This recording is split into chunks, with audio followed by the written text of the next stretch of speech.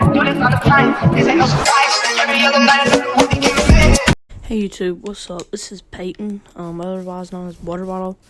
I'm gonna be filming another video. This is sort of different. This is Minecraft. I'm gonna be showing you guys my house. I haven't done this yet. But this is my panda cage. Just go ahead and get this video started off pretty quickly. Got 3 pandas, constantly adding. And this is my little walkway area. Go right up here. Climbs. Oh my gosh. That was in my house. Well, that's not good, but okay. So, let's go ahead and go inside here. It's my bedroom. Pretty small. I got a mine down here. Probably where the zombie came from, but... So then, the next level, let's just go down.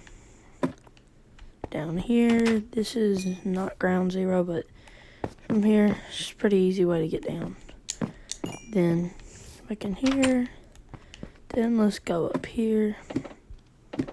Oh, wrong area. Just keep on going up. Then this is on my other porch. I just started on this, so not really that all amazing. And right up here, just like a little chest area. Main place I spend a lot of my time in is in here, but I've been burning down that forest over there. And I built a wall all around this, and it took a while to clear just that amount of land.